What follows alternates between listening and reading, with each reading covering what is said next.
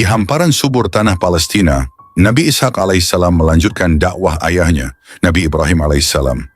Tugasnya membimbing mereka untuk meningkatkan ketaatan kepada Allah Subhanahu wa Ta'ala, melaksanakan ibadah, dan menjaga nilai-nilai kebaikan sesuai syariat yang diturunkan kepada mereka. Pagi itu, di sebuah lembah hijau yang dipenuhi dengan suara burung-burung berkicau, Nabi Ishak berkumpul bersama sekelompok kaumnya. Namun seorang pemuda bernama Azim terlihat mengangkat tangannya, tampak ingin bertanya dengan wajah yang penasaran. "Wahai Nabi Allah," Azim berkata, "mengapa kita perlu menambah ibadah seperti zakat dan salat lebih teratur? Bukankah cukup jika kita hanya bekerja dan melakukan kebaikan sehari-hari?" Nabi Ishak tersenyum lembut, memandang pemuda itu dengan penuh pengertian. "Azim, kebaikan sehari-hari itu sangat baik. Tetapi ketaatan kepada Allah melalui ibadah adalah bentuk syukur kita kepadanya. Dengan salat, kita mengingatnya, kita memohon bimbingan agar tetap berada di jalan yang lurus. Zakat adalah bentuk kepedulian kita pada sesama, agar yang miskin tidak merasa terlupakan dan yang kaya tidak menjadi sombong. Kebaikan yang terarah inilah yang akan membawa kita pada ketenangan dan keberkahan hidup." Azim tampak termenung, menyadari kedalaman dari penjelasan tersebut.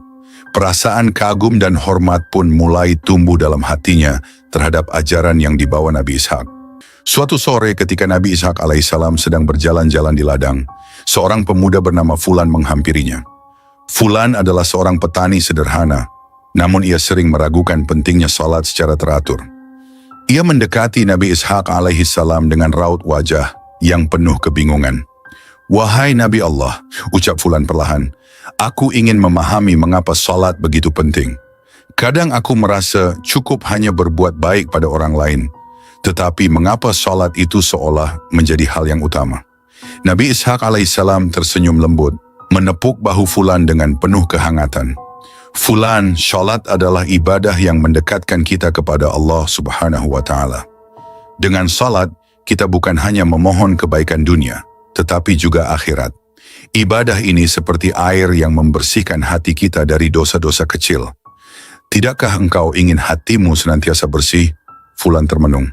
Kata-kata Nabi Ishak memberikan pemahaman baru kepadanya.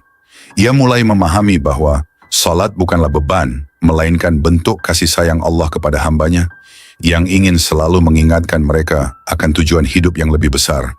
Seiring waktu, dakwah Nabi Ishak mulai memberikan hasil yang nyata.